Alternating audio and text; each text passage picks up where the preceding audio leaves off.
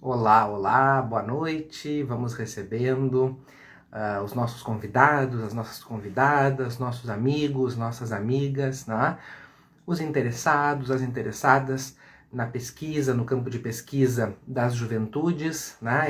Estamos iniciando, então, oficialmente, com muita alegria, esta nossa nova live, né? A nossa sétima live do ciclo de lives do GEP-JUVE da URGS, Grupo de Estudos e Pesquisas em Juventudes e Educação. Boa noite a todas, todos e todes que estão aqui entrando, que vão nos acompanhar ao longo desta noite. Olá, Wanda, seja bem-vinda. Olá a todas e todos. Hoje temos uma convidada bastante especial, que já vejo que entrou aqui, e deve agora rapidamente pedir para ingressar nesta live. Boa noite, Alain, seja bem-vindo. Olá, professora Melissa. Vamos encaminhar aqui para a sua entrada. Imagino que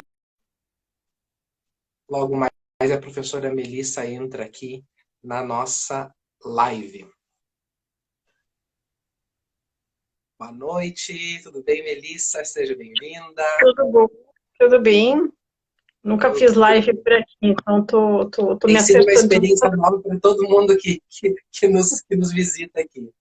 Tá ótimo. Então, já Tá? Eu vou estamos ter ao que fazer vivo. pelo celular, porque eu não tô com. Não consigo entrar no computador. Tranquilo, tá? Aqui tá tudo certo. A gente quer, enquanto isso, a gente vai recebendo, a gente tem aprendido um pouco como interagir com os convidados e convidadas aqui no Instagram, né? A gente vai recebendo as pessoas, a gente vai dando boa noite, acolhendo, né, quem se interessa por esse tema, né? E de imediato já vamos, né? Temos um tempo aqui bastante restrito no Instagram.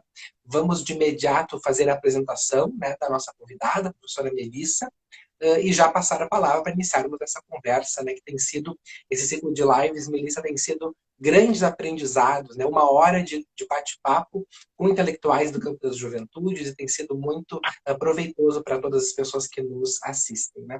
Então, vou fazer uma rápida, brevíssima apresentação. Né? A professora Melissa de Matos Pimenta, ela é socióloga, mestre e doutora em sociologia pela Universidade de São Paulo, a USP, né? É professora do Departamento de Sociologia da Universidade Federal do Rio Grande do Sul e também professora de 2 programas de pós-graduação, o programa de pós-graduação em Sociologia e o programa de pós-graduação em Segurança Cidadã, também da Universidade Federal do Rio Grande do Sul.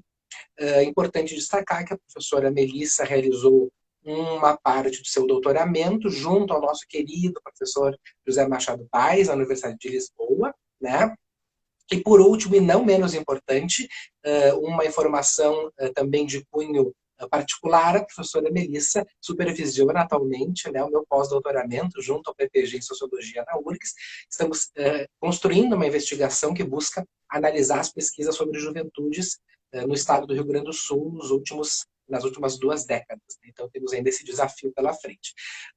Mais uma vez, Melissa, quero te agradecer, né, a tua gentileza em encontrar esse horário na agenda para poder aqui compartilhar conosco algumas ideias sobre um tema bastante relevante, né, que são juventudes e as violências, né, essas múltiplas formas de violências pelas quais as juventudes são submetidas cotidianamente. Né. Queremos te ouvir, queremos, né, te passar a palavra, mais uma vez agradecendo, né, a tua disponibilidade em poder compartilhar um pouco da tua experiência com pesquisa, das tuas leituras, enfim, das tuas constatações em relação a esse tema que diz respeito a todos nós, como pesquisadoras e pesquisadores das juventudes, né, entender um pouco mais sobre esses processos de violência, enfim. Vou passar a palavra para ti, né, para as tuas considerações iniciais, para as tuas primeiras impressões, né, sobre esse tema, e nós vamos conversando, nós vamos avançando aqui na nossa conversa. Mais uma vez, muito obrigado e seja muito bem-vindo aqui nesse espaço que é muito aberto e muito acolhedor. Muito obrigada pelo convite, por abrir o espaço, né, para essa live, pela oportunidade. Então, é isso, eu acho que a gente já tem uma trajetória, mas principalmente também lecionando, é um tema que é um campo de pesquisa sobre o qual a gente ensina também dentro da disciplina de Sociologia da Juventude, porque é um fenômeno social e um problema social também, né, que nos afeta muitíssimo, né, contemporaneamente já há algum tempo, né.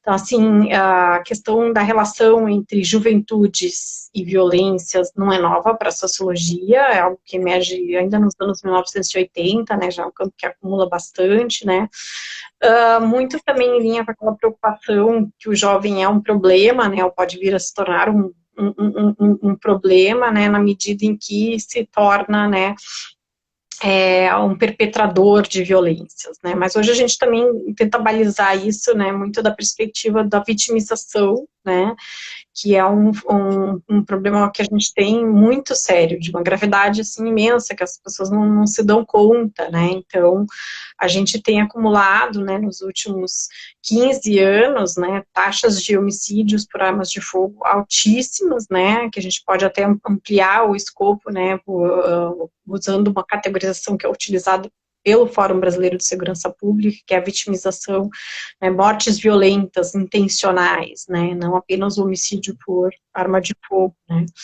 E a gente tem números estarrecedores, né, a cada Atlas da Violência, né, a cada anuário estatístico do Fórum Brasileiro de Segurança Pública, né, a gente vê, né, que a mortalidade de jovens no Brasil é muito alta, e ela tem características singulares, né, que nos chamam a atenção. Primeiro é isso, né, de uma mortalidade muito alta por causas externas, predominantemente o homicídio, né, ou seja, uma morte violenta, né, predominantemente por arma de fogo, e o que nos chama muita atenção é a sobremortalidade de jovens do sexo masculino, que chega a ser, assim, 95% entre jovens do sexo masculino, né, e uma sobre-representação da população negra entre pretos e pardos, né, então isso é muito preocupante, porque é o mesmo perfil, né, e a gente já está em condições há algum tempo de chamar isso de juvenicídio, né, porque é uma perda geracional, assim, muito impactante, que vai ter impactos demográficos no futuro que a gente ainda não conseguiu dimensionar adequadamente, né.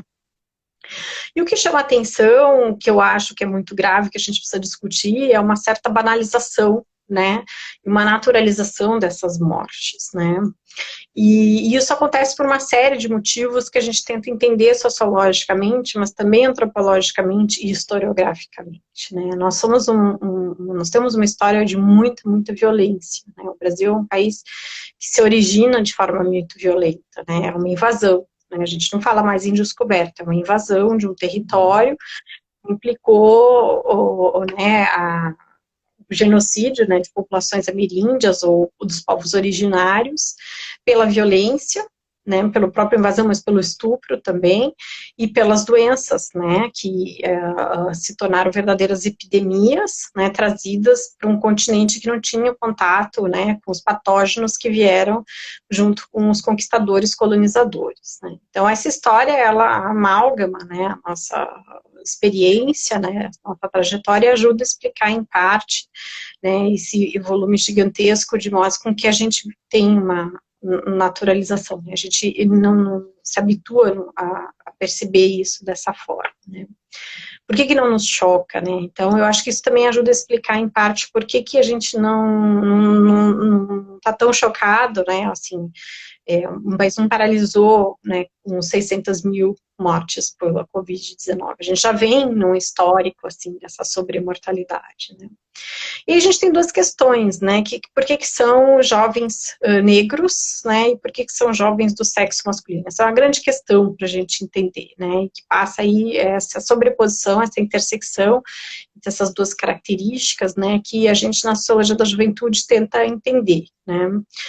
A gente tem uma dinâmica que produz, né, tipos sociais que vão ser mais vulneráveis a esse tipo de violência, né. Então, a gente tem um sistema altamente criminógeno, né, produtor e reprodutor de violências, né, que isso ajuda a entender como é que os jovens são envolvidos nisso tudo, né. Então, a gente tem uma sociedade extremamente desigual, em que muitos adolescentes e jovens são alijados de direitos sociais básicos, né, desde uma educação pública inclusiva, de qualidade, que faça sentido, né, até falta de oportunidades de trabalho e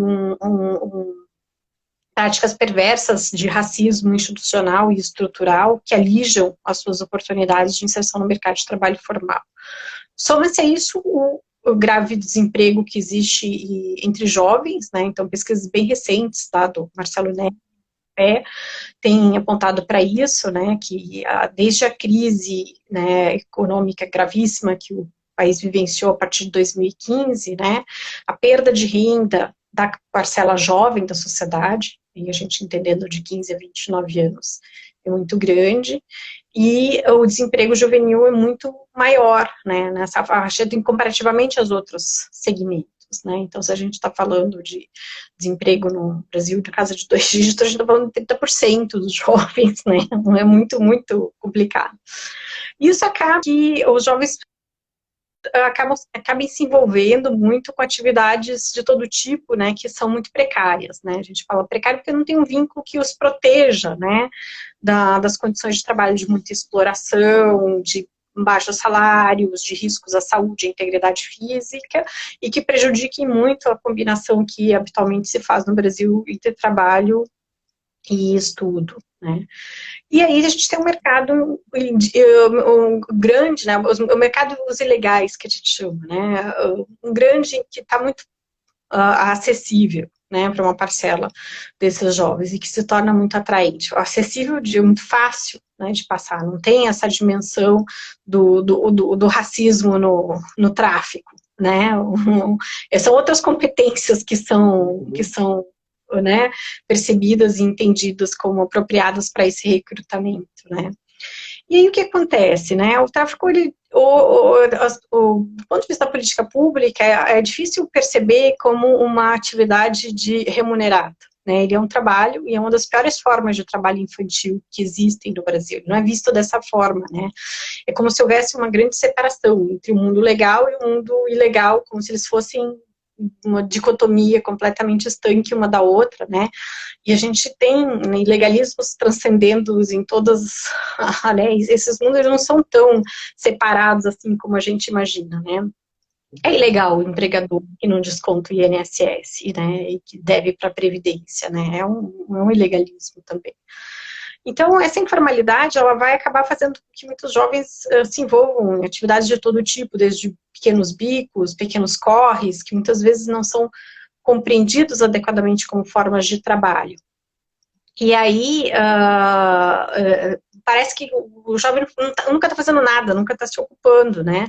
E, na verdade, tem uma resiliência muito grande, né? E formas as mais diversas e tudo de obter esses ganhos, né?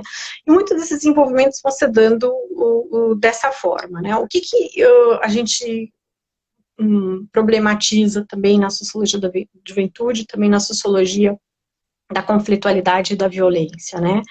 É que esse é um sistema que ele é mais amplo do que a relação entre o consumidor ou o produtor, né, numa lógica apenas de mercado, né, de varejo de oferta e demanda de drogas, né. A gente tem um sistema muito perverso que classifica e hierarquiza, né, a droga, né, e a rotula, né. Então, a gente tem um conjunto mais amplo, na verdade, de drogas que algumas são muito mais criminalizadas do que outras, né. Então, a gente não vê os mesmos mecanismos de enfrentamento entre as instituições de segurança pública, no caso de drogas sintéticas, por exemplo, que circulam por outros, né, grupos sociais, né, que movimentam outras formas de renda, enfim. E a gente, então, vai ter um tráfico de varejo que acontece e que tem seus locais de venda muito centrados e calcados em territórios onde estão predominantemente jovens, né, que têm esse perfil, né, enorme da vitimização, né, que são jovens negros, né, que geralmente moram em bairros periféricos, urbanos, né, e nesses territórios muitas vezes convivem muito de perto com milícias e com facções criminosas, né. E por que a gente fala que é um sistema criminógeno? Porque é um sistema que tende a produzir isso na medida que joga um esforço muito grande das instituições de segurança pública sobre o combate a esse tráfico, né, que é muito de varejo, né, e que passa ao largo, né, desses indivíduos, na verdade, não só a produção, como a distribuição e armazenamento, né? A gente tem que lembrar que a cocaína, o crack, eles não são produzidos no Brasil. A pasta base vem de fora, vem por caminhos, né, de fronteiras, de tráfico, contrabando internacional, né, e esse tráfico de varejo, ele movimenta uma parcela, né, da economia em torno do mercado de drogas, né. E aí a questão é que esse jovem ele está muito mais vulnerável. Ele está muito mais vulnerável à violência que essa dinâmica dentro desse mercado opera, né? E está muito mais vulnerável também ao esforço que o Estado empreende no combate a esse tipo de mercado ilegal, que são as operações policiais, muitas vezes ilegais, em que há muito abuso de poder, uso excessivo da força, né, e onde há um aumento grande da letalidade policial, né, e aí isso são as duas coisas combinadas, não é apenas o jovem que está envolvido na facção, que na disputa pelo território, por a questão da dívida, enfim, ele é assassinado, mas principalmente no confronto com a polícia. E isso é operacionalizado no cotidiano, no dia a dia, né? Então, quando a gente fala da violência mais extrema ao que o jovem é submetido, também tem isso, né? Essa relação extremamente tensa, potencializada com a instituição policial, né? Que a gente tem estudos mostrando, né, a discricionariedade nos processos de abordagem, né, o quanto jovens negros estão muito mais sujeitos a abordagens violentas pela polícia, né, e a serem objeto, né, porque eles configuram esse tipo social predominantemente do suspeito, né. Aí a questão que a gente se coloca é, mas de onde vem isso, né? Por que que esse jovem é tido sempre como associado ao marginal, né, ao delinquente e tudo, quando não necessariamente o é, e a gente sabe, tem acontecido agora cada vez mais, né, denúncias de situações em que os jovens foram, né, agredidos, né, ou abordados de forma violenta pela polícia, não tem absolutamente nada, são situações corriqueiras do cotidiano, né.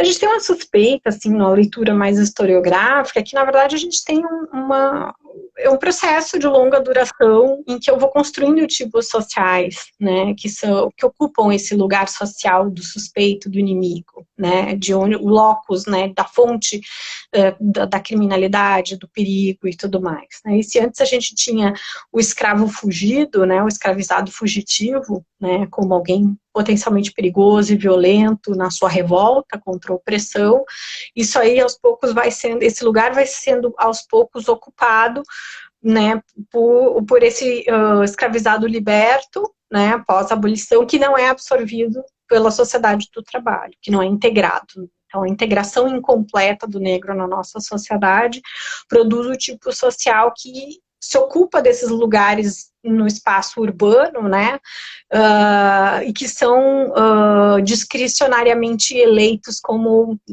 né, suspeitos ou inadequados ou irregulares, né. Então, a gente vai ter aquela situação toda, né, que vai...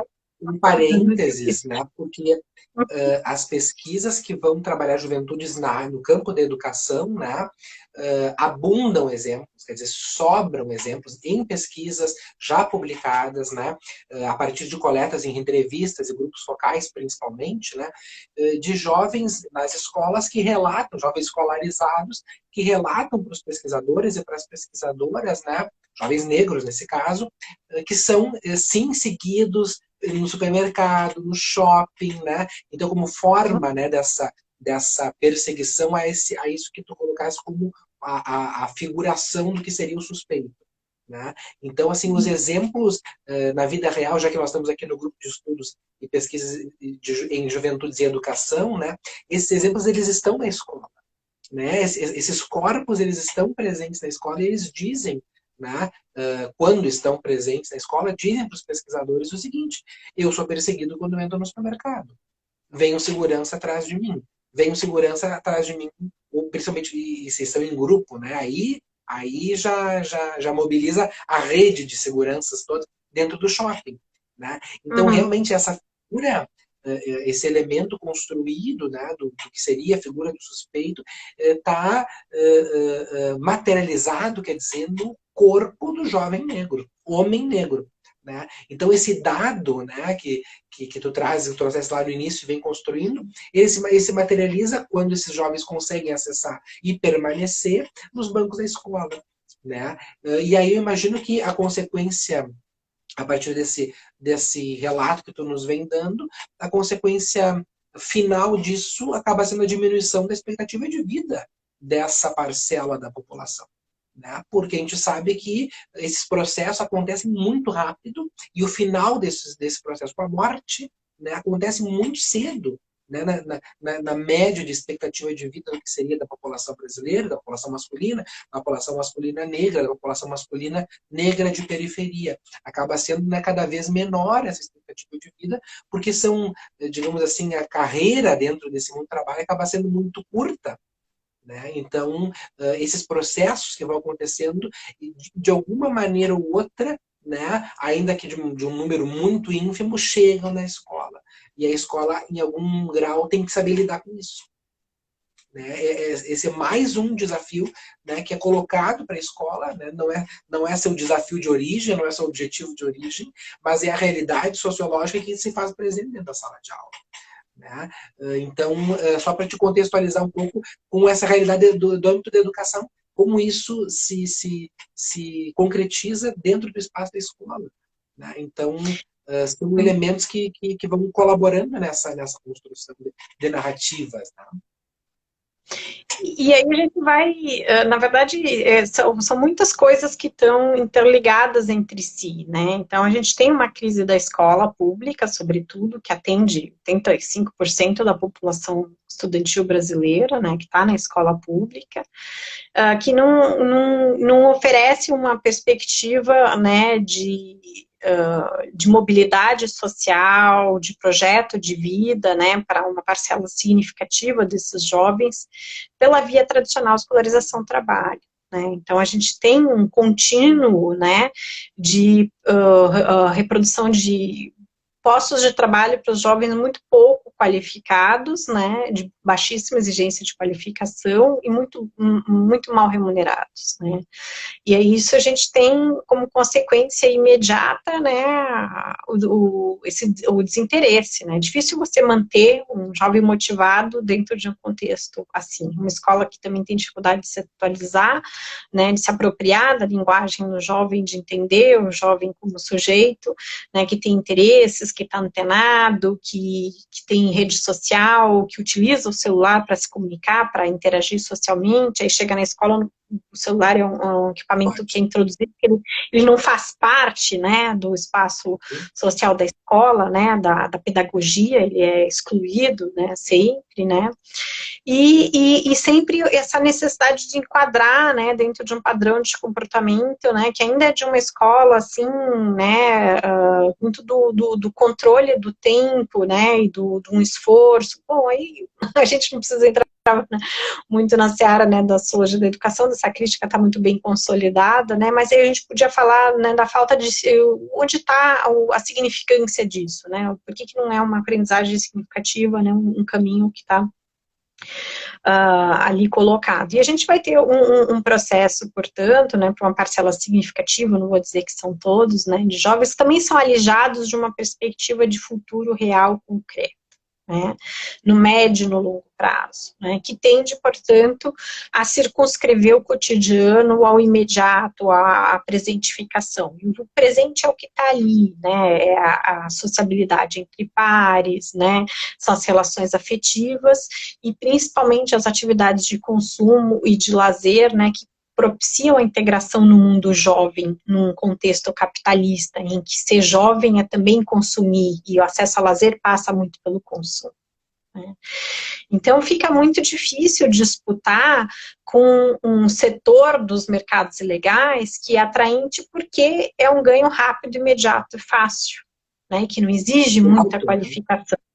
Altíssimo, né? E ainda tem um componente que é importante, que não é muito considerado, que casa bem, né, pelo perfil, pelas suas características, né, com essa a ideia, né, de disputa, né, do risco, da adrenalina, né, que é uma coisa que também para o jovem é muito interessante, né? A gente pode traçar paralelos, não tem muita diferença entre um esporte radical, né, e uma ação de tomada de outro. A adrenalina é essa, é o risco da morte, do arriscar-se, né, que é algo que a experiência de sociabilidade juvenil comporta muito bem também, né?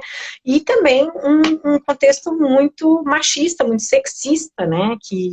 Em que a disputa se dá no nível das masculinidades, né? Que disputam poder sobre mulheres, sobre né, bocas de fogo, né? Psicanaliticamente falando, é uma disputa fálica, inclusive, né? Porque envolve essa questão do uso da força, da arma, né, do objeto de poder do fogo, né? Então também tem esse aspecto, né?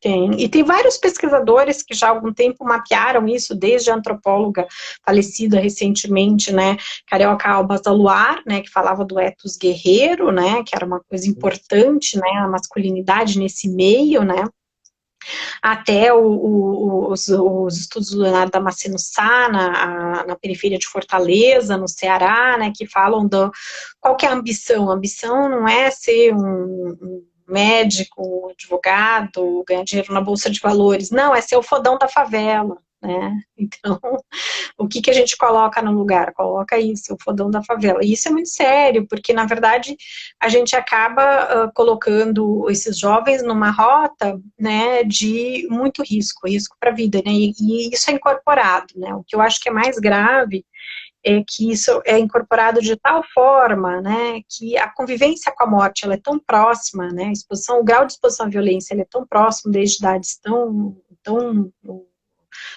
jovens, né, que isso é incorporado, assim, existem muitos jovens que sabem e têm a nítida noção de que dificilmente ultrapassarão a barreira dos 21 anos. Na medida que você incorpora isso, né, você abre mão do futuro para viver o presente, né? É o que eu sempre falo, os jovens que não têm medo de morrer também não têm medo de matar, né? E isso é algo que potencializa muito essa violência, né?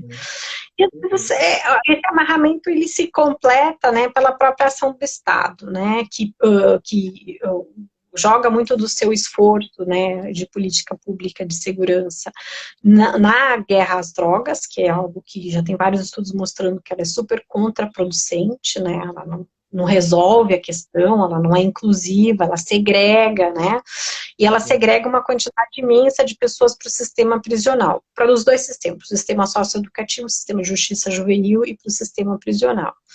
E dentro do sistema prisional, para ainda piorar, né, essa dinâmica ela ainda mais, né, reprodutora de violência, ela está estruturada de tal forma que o Estado, há muito tempo, abriu mão, né, da tutela do apenado, né, e delega para a própria organização entre os presos, porque fica muito mais barato, da administração e gestão penitenciária, né. Então, o que acontece? A gente tem um fenômeno absolutamente único no mundo, que não existe em nenhum outro lugar do país, do planeta, nesse volume, nessa intensidade, que é a gestação de inúmeras facções criminais dentro do próprio Estado, porque o sistema prisional, ele é um aparato do Estado, né? A gente tem mais de 100 facções criminosas atualmente operando, atuando e organizando por dentro do sistema prisional. E uma vez dentro, né, é muito difícil, às vezes a situação chega a ser tão complicada, Vitor, que eu tenho conversado nas pesquisas que a gente tem feito, né, com problemas assim, às vezes o adolescente, ele vai parar no sistema de justiça juvenil, num estado, como no Ceará, por exemplo, e ele tem que ser direcionado para uma unidade diferente, não porque ele é membro de uma facção, mas porque ele mora numa comunidade que é dominada por uma determinada facção. Então, ele automaticamente ele é rotulado por tabela, ele vai junto, ele entra para dentro. E não tem como escapar. E isso torna as relações dentro da escola e também dentro do sistema de justiça juvenil muito tensas e muito complexas, né, porque é tudo, essa disputa, ela se espraia para essas, né, então é uma coisa muito séria, muito grave, né, e aí o que acontece, né, existe muita dependência, né, tanto e não se consegue sair tão facilmente, né? Uma vez estando dentro do grupo, né? Enfim, e isso tem se reproduzido e se tornado uma coisa que torna a relação desses jovens, né, com os seus grupos de pares muito mais violenta também, né?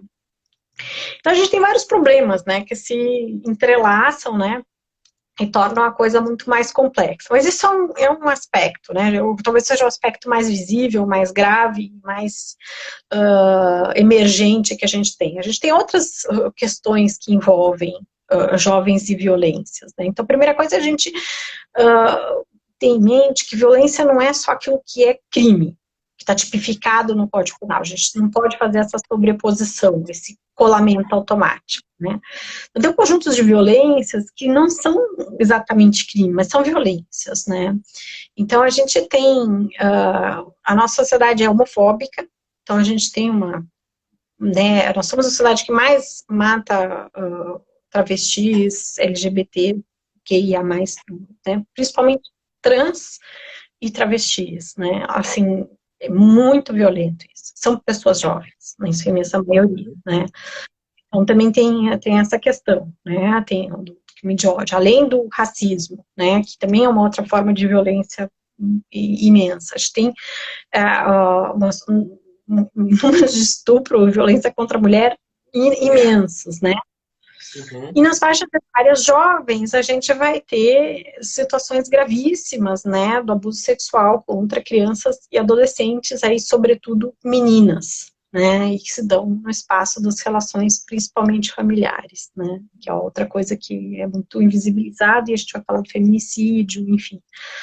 Então, as violências, elas são muitas, né, formas de violência que estão muito imiscuídas, né, tem causas e fatores diversos, né, e que precisam ser tratadas adequadamente do ponto de vista da política pública e não são, né, porque eu acho que a gente ainda está numa sociedade que não consegue enxergar o jovem, né, tem um enfoque que avançou muito desde a Constituição Federal, sobre o entendimento da necessidade da proteção à infância, mas ainda insuficiente, porque apenas muito recentemente a gente incluiu como escolaridade obrigatória as faixas etárias pré-escolares, né, a partir dos 4 anos, né, tem uma cobertura de cuidado com a primeira infância muito incipiente ainda no Brasil, para as necessidades que a gente tem, isso gera todo um tipo de problema. E tem políticas para adolescentes, né, muito no nível da proteção, que também tem suas limitações, suas questões, mas quando a gente vai pensar de política social para o jovem, elas são bastante limitadas, né, entre as quais a gente tem muito, não tem crédito para habitação, as políticas de primeiro emprego, de aprendizagem, né, que são insuficientes, aí a gente vai falar de escolas noturnas, de escolas técnicas, de programas de inserção no mercado de trabalho, enfim, políticas de emprego para jovens, políticas de crédito habitacional para jovens, que são outros mecanismos que a gente encontra em outros países, qual a gente é muito deficiente. Então, o jovem fica muito vulnerável, né, para esse início de vida, né, em sua grande maioria, né, e aí, por essa razão, né, encontra muitos obstáculos, né, para conseguir fazer a sua transição para a vida adulta dentro dessa perspectiva inclusiva e cidadã verdadeiramente. Então, isso é um panorama geral.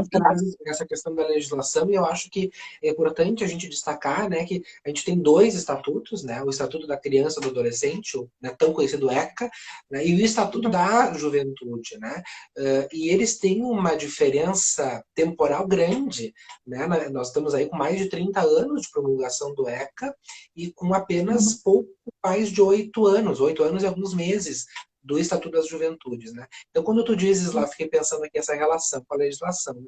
Quando tu dizes lá, se as políticas públicas para as infâncias e adolescências ainda são incipientes, né, de um estatuto que já tem mais de 30 anos, né, o que sobram para as políticas públicas para as juventudes, cuja lei, né, que demorou um tempo, né? Recentemente nós publicamos uma entrevista com a professora Regina Novaes, que trabalhou, né, incansavelmente, né, na construção na Secretaria Nacional de Juventude do Estatuto, né?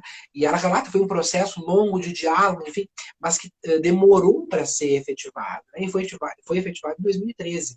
Então, quer dizer, se ainda assim, né, as políticas de infância e adolescência são incipientes e ainda não atingem, né, o que precisariam atingir com a profundidade, com a capilaridade que o Estado precisaria, né, se colocar para as populações, o que sobra para as juventudes. Né? Então, nós temos um documento, né, uma lei federal, com 13 direitos, né, reconhece o jovem de 15 a 29 anos como sujeito de direitos, tem 13 direitos ali e como acontece a operacionalização, a efetivação dessas garantias que são colocadas na lei para as juventudes. Tá? Então, é importante que a gente diga isso, né?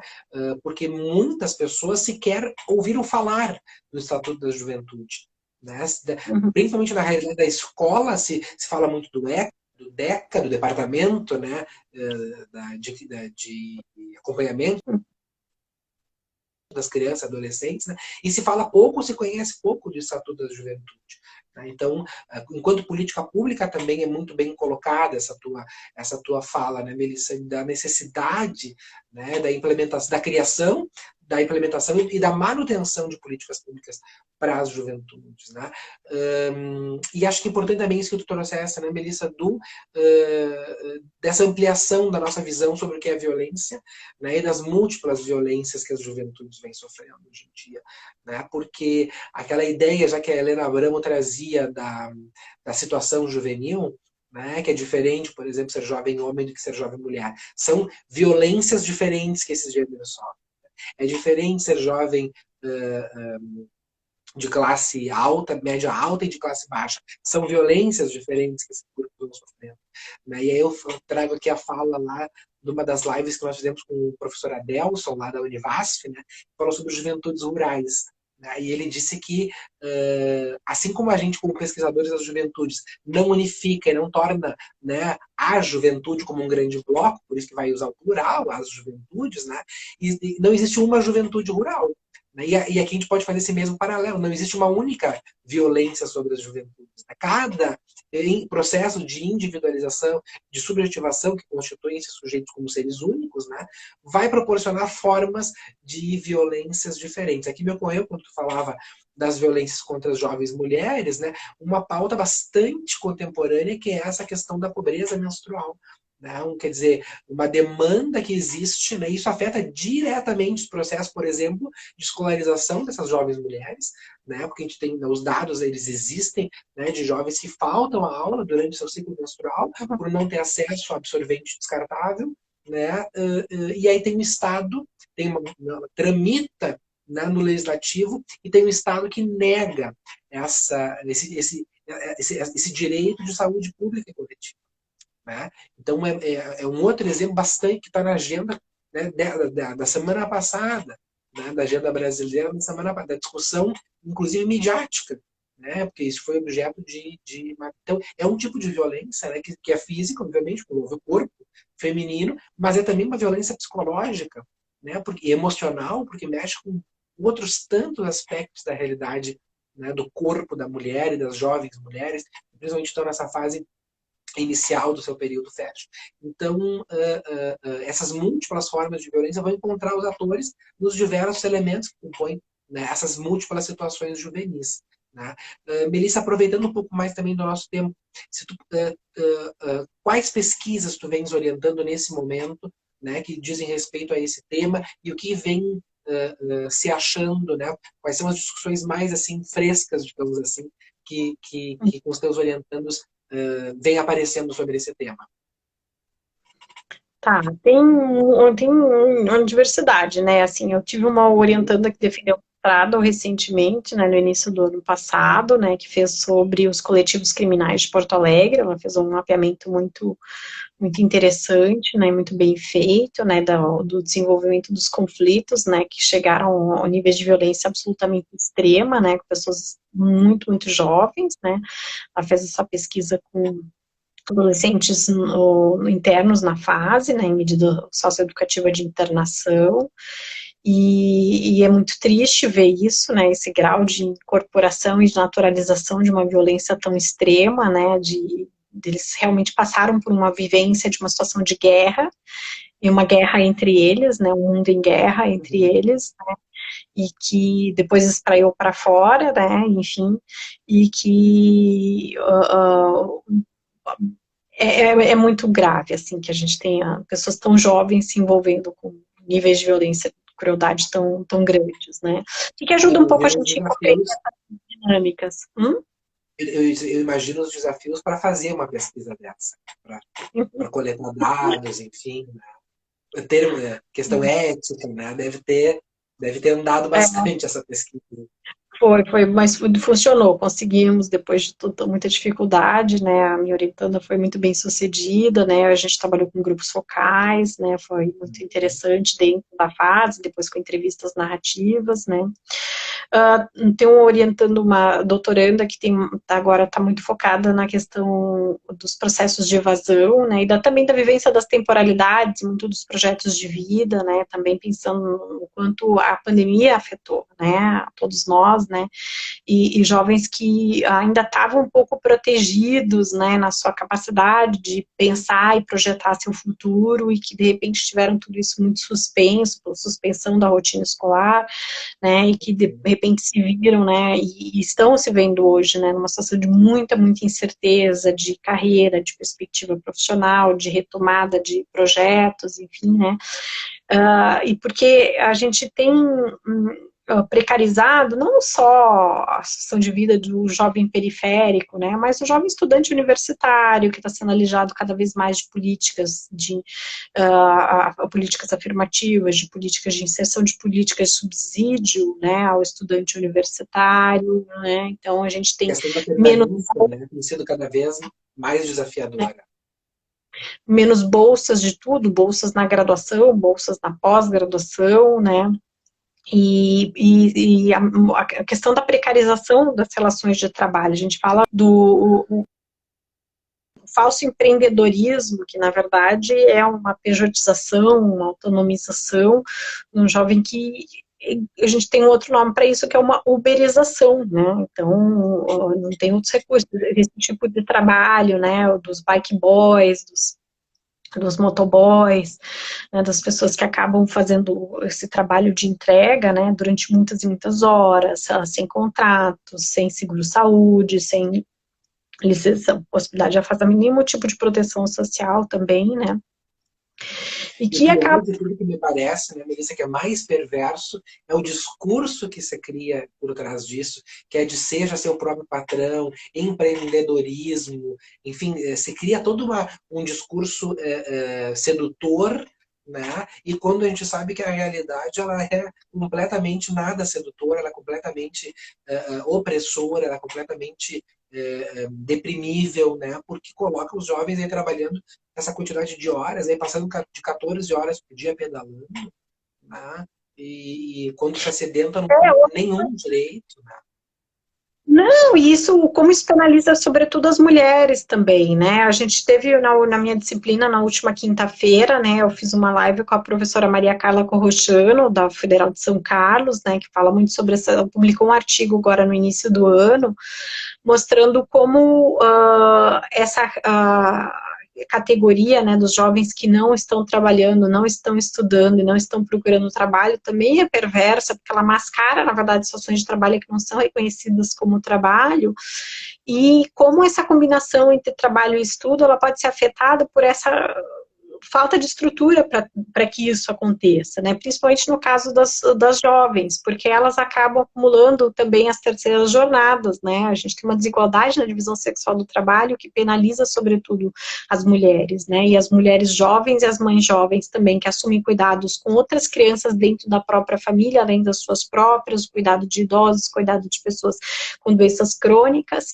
e tem que, às vezes, interromper seus estudos, né? Às vezes ficam afastados do trabalho, mas o trabalho doméstico não é reconhecido como um trabalho, tem uma carga imensa, né? Então, como é que você combina trabalho, que condições de trabalho, com estudo e com cuidados com crianças? É isso, não dá, é a mesma coisa de uma das conclusões importantes, né, dessa pesquisa que ela estava contando para gente, é que, dependendo das condições de trabalho que são oferecidas para o jovem, fica inviável estudar. Então, tu não pode querer que esse jovem se qualifique para o mercado de trabalho, tenha maior qualificação, tenha uma inserção com uma faixa salarial melhor por conta da sua qualificação, se ele não tem condições, por exemplo, de fazer um estágio remunerado de forma adequada, que respeite as horas, né, inclusive a questão do deslocamento, a gente está falando de grandes centros urbanos, em que também se perde, além disso, um tempo enorme em deslocamentos, né, então, assim, são coisas que tornam muito difícil horas de manter. E, claro, não se consideram horas do estudo formal, da aula, as horas de estudo que se precisa para estudar, né, em casa, enfim, as horas de deslocamento, as horas de alimentação, né, não se consideram isso quando se tem essa estrutura de precarização do trabalho juvenil, e aí acaba como consequência, né, o afastamento do processo de estudo. E aí, quando acontece uma demissão juvenil, se enquadra como um jovem neném, como se ele não quisesse estudar ou não quisesse trabalhar. Né? E eu, particularmente, tenho adotado a expressão jovem sem, né? Que é sem estudo e sem trabalho, porque na grande maioria dos casos, para não dizer na totalidade dos casos, né, não é por desejo do jovem estar afastado do estudo ou do mundo do trabalho, né, porque são as condições que a forma do capitalismo contemporâneo colocou, né, e acabou vitimizando, né, esse sujeito que a gente vem, né, colocando aí nas estatísticas. Né? É isso, e no fim e ao cabo a gente chega ao mesmo denominador comum, né, Vitor? Pelo que eu tô falando, é isso, é uma falta de perspectiva de ver que existe, precisa fazer um investimento social no jovem, né? E isso passa por políticas públicas de cuidado, né? E o cuidado e suporte ao primeiro emprego, a assistência estudantil, cuidados com a primeira infância, com tudo isso, né? Que a gente tá falando. Mas, não, a gente tem cada vez mais colocado o que tem sobressaído, né, essa perspectiva extremamente individualista, né, que anda junto, né, com essa leitura neoliberal de como o lugar do Estado, né? O Estado não tem que prover, basta que o indivíduo queira, né? Como se a vontade individual ela fosse suficiente para suplantar, por exemplo, obstáculos que são se recusa a se reconhecer, né? O impacto do racismo estrutural, né? Tem jovens que ninguém quer empregar, né? Os jovens que passam pelo sistema de justiça juvenil, eles são rotulados, né? Eles têm dificuldade de retornar para a escola porque a escola não os quer. Eles têm dificuldade de ser incluídos, né, em atividades produtivas porque a sociedade, a comunidade não os quer, né? Então, isso é um estigma que vai sendo carregado. Então, o estigma do jovem negro, desse tipo social suspeito, perigoso, ele vai sendo, né, cumulativamente, né, a acumulação social das desvantagens, como nos termos do Michel Misse, né, que muita coisa, torna muito mais difícil por vontade individual que esse sujeito, né, consiga realizar seu processo de mobilidade social, né, não tem como. Né? E aí é uma grande contradição, porque aí a gente tem setores empresariais que têm um imenso suporte do Estado, né? Tem isenção fiscal, tem acesso a crédito, tem financiamento público, tem concorrência, participam de licitações, tem benefícios fiscais, e toda uma série de coisas. É uma grande contradição, né? É um discurso muito contraditório, muito né, desconectado da realidade, com muita falta de autocrítica, né? Tem setores, né, que são muito privilegiados em termos da sua relação com o Estado, né? Enquanto uma parcela muito, muito significativa de indivíduos jovens não tem esses mesmos benefícios, não vão ter, né? E vão tendo que se, né, desenrascar né, da forma como podem, né, mesmo que isso implique também, né, o envolvimento com atividades ilegais. Uhum, uhum. Eu aproveito para fazer aqui a pergunta que a Wanda tinha colocado, né, no chat lá um pouco anteriormente, né? Quando ela colocou a questão da uberização, né? Já que a gente chegou nesse tópico nesse momento. Existem mecanismos de mudança para esse quadro, Melissa, a partir dos teus estudos, das tuas leituras?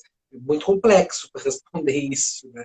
Mas porque a gente sabe que isso envolve uma dimensão muito grande de políticas públicas e me parece que uma visão de projeto de nação realmente muito diferente do que a gente está vivendo hoje, até que a gente pode chamar isso de projeto de nação, né? Ou é o projeto de uma nação para alguns, enfim. Né? Mas como é que tu vês isso? Há possibilidade de mudança? Que tipo de mecanismos precisariam ser mais urgentemente mobilizados para uma inversão, digamos assim, desse quadro tão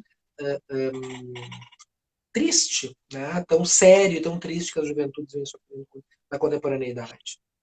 Eu acho que primeiro a denúncia da realidade social, da desigualdade social, a gente tem fartos dados, eu acho que todos nós, enquanto estudiosos, onde quer que a gente esteja, a gente tem que se apropriar disso, né, e estar com isso sempre muito presente, né, então a gente se apropriar dos dados de desemprego, dos dados de homicídio, tudo isso tem muito claro, a gente tem um quadro claro, né, dar esse quadro a conhecer, né, e o envolvimento com movimentos sociais, movimentos estudantis, movimentos, né, pelas melhores condições de trabalho, enfim, eu sempre tem espaço de luta, né? A gente tem que persistir, mas a gente tem que saber que a gente convive numa sociedade muito adultocêntrica, né? Que desvaloriza, desprestigia o jovem, né?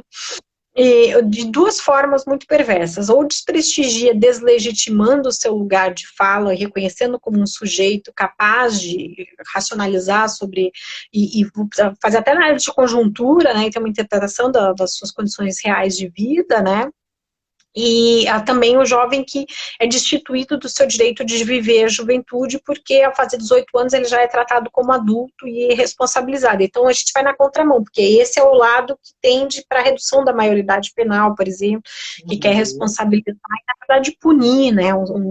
Então o jovem é sempre penalizado, né? Os jovens, as juventudes tendem a ser muito penalizadas, né?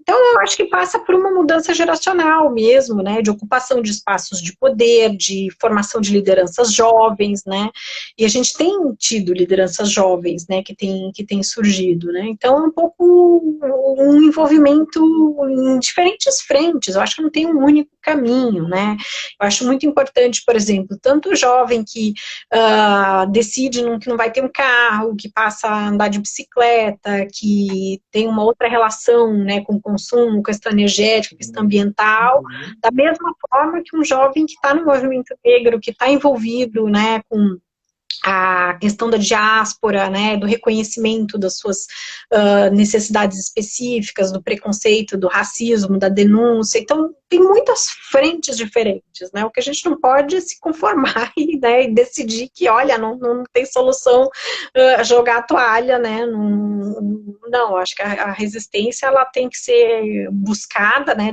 das mais variadas formas, dos mais variados locais, né, de atuação que a gente tem possíveis, né? Então, essa live é um momento de resistência, sabe? Então, todos os espaços que a gente puder ocupar, de difundir, de trocar ideias, de trocar conhecimento, a gente tem que estar fazendo isso o tempo todo, né?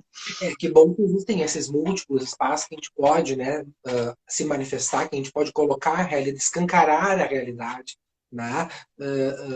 E dessas várias formas que quaisquer que elas existam, né? A partir da academia, né, da pesquisa científica, dos movimentos sociais, da atuação política. Nós temos aí uma bancada jovem muito importante, que foi recentemente eleita na Câmara de Vereadores aqui de Porto Alegre, né? E que, por sinal, também é uma bancada negra. Né? Então, quer dizer, como esses movimentos vêm, né, de alguma maneira, aqui, já que estamos num grupo que se dedica a pensar também em educação, né, uma perspectiva freiriana vem nos dando formas de esperançar, né, vem nos dando formas de, quer dizer, de não largar a toalha, de dizer que é possível nessa construção de um mundo mais igualitário, né, com justiça social, né, com parâmetros, como dizia um amigo nosso da Universidade de Lisboa, da área da geografia, o professor Sérgio Claudino, que nos aponte para a continuação da construção dos marcos básicos da civilização, né? Que a gente vem vendo, vem acompanhando essa desconstrução no Brasil, de marcos básicos da civilização. Então é bom que a gente saiba que existe esse espaço de esperança. Né? Com isso, Melissa, eu quero mais uma vez te agradecer, né, a tua disponibilidade, né, por estar aqui compartilhando. A gente sabe que o tempo passa muito rápido, a gente tem, né, normalmente muito mais coisa para dizer. Né? Agradecer a tua disponibilidade, né? A professora Melissa, que é uma das referências, né, no Brasil contemporâneo da pesquisa com as juventudes, né?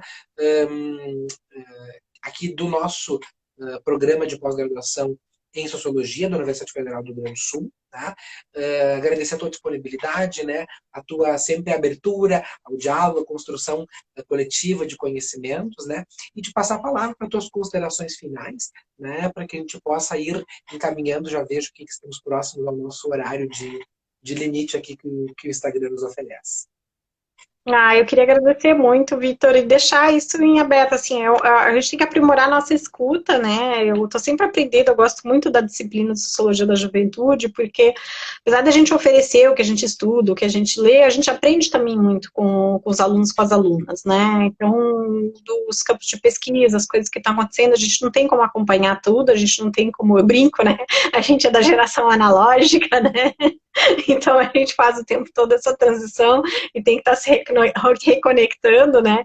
E esse espaço de escuta ele tem que estar sempre muito aberto, né? Assim, para aprender a entender o mundo sobre uma perspectiva muito diferente, né? Da vivência, né? Nessa escuta, né? Perceber que tem demandas, que tem questões aí que a gente não ouvir com toda a legitimidade possível, né? Não tem nunca isso de desmerecer ou diminuir, seja por uma falta de experiência, pela pouca idade, pela pouca vivência. Não, tem muita vivência, né? Tem muitos jovens que trabalham muito, né? Estudam muito, se dedicam muitíssimo, né? Tem dificuldades de todo tipo que vivenciam a realidade, né? A partir dos seus lugares sociais, né? De formas que conseguem perceber coisas que a gente que está fazendo pesquisa nem sequer consegue enxergar, né?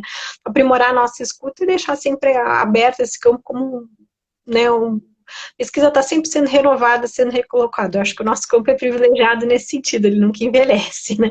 Pelo contrário, né? Está sempre renovando e nos desafiando. É isso.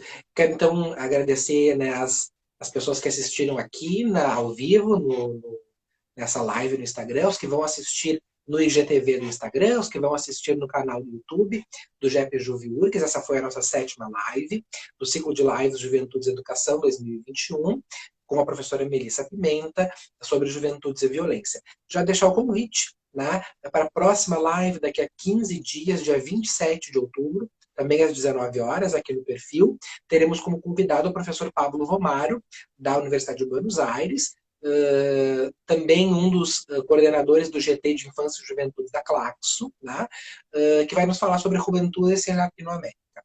E tentaremos falar em espanhol na próxima live, né? Será um desafio também para esse pesquisador, mas certamente nos congregaremos nesses nossos idiomas círculo vizinhos aí do portunhol, né? Então, todas e todos convidados, né, para a próxima live daqui a 15 dias. E a ti, Melissa, o nosso profundo e fraterno agradecimento, né, por compartilhar esse espaço de resistência, como tu bem disseste aqui, né, e seguimos à disposição, seguimos em contato, né, das pessoas que se interessarem por esse tema, né, podem nos acionar que a gente vai encaminhar, então, aí o contato da professora Melissa, quem né, quiser aprofundar um pouco mais esse tema, né. Muito obrigado a todas e todos, esperamos que fiquem bem, que continuem se cuidando, tomem as 2 doses da vacina e até uma próxima oportunidade. Tchau, tchau. Obrigada, tchau, tchau, Vitor. Um abraço, foi um prazer. Tudo nosso.